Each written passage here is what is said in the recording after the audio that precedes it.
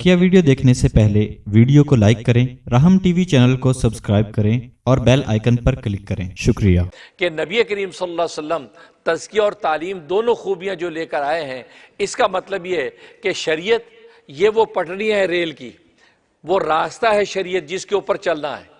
ये इल्म की रोशनी से उस रास्ते का पता चलता है। लिहाजा ये यतलु अलैहिम आयाती ही और इसी तरीके से तालीम किताब, तो तिलावत किताब और तालीम किताब जो है ये गोया कि आपको रास्ते की रोशनी दिखाता है कि ये रास्ता है चलने का, और इसी को शरीयत बोलते हैं। तो गोया कि शरीयत रास्ता है और तरीक़त उस रास्ते पे चलने की वो स्टीम और ताकत है। तो तरीक़त और शरीयत जब दोनों मिल जाते हैं तो वह नतीजा ये है कि वो इंजन जब मंजिल पे लेके पहुंच जाता है। इसलिए जो है बिल्कुल इसी तरीके से अगर सिर्फ शरीयत है तरीक़त नहीं है तो गोया कि बात वही है कि फिर आप मंजिल में नहीं पहुंच सकते।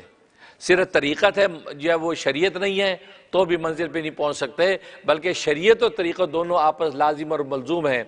इसलिए दाता गंजबख्श साहब रहमतुल्लाह अलैह कश्फुल महजूब में लिखते हैं कि इस तरह लाजिम मलजूम है जैसे जिस्म और रूह। जिस्म को रूह से अलग कर दें तो बेकार है, और रूह अकेली जिस्म के किसी काम की नहीं है। जब दोनों मुत्तसिल होते हैं तो जिंदा इंसान चलता नजर आता है।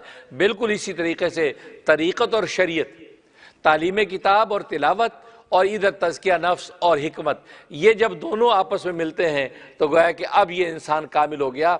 अब ये गोया कि चलने का रास्ता शरीयत बनी और चलने की जो हिम्मत है वो तरीक़त बनी, क्योंकि तरीक़त से इंसान अंदर के अखलाक को दुरुस्त करता है, क़ल्ब को साफ़ करता है, दुनिया की मोहब्बत से निकलता है, ख्वाहिशात नफसानी को दबाता है, गैज़ व गज़ब और शहवत के ऊपर जो काबू पा लेता है। तो उसके नतीजे में क्या होता है कि वो उसके लिए आमाल सालिह करना आसान होते हैं।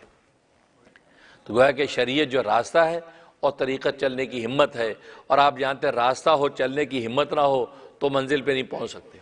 चलने की हिम्मत हो लेकर रास्ते का पता नहीं है तो भी आप नहीं पहुंच सकते। हाँ, ये दोनों की दोनों चीज़ें जब होती हैं अब इंसान मंजिल पे पहुंचता है। तो शरीयत और तरीक़त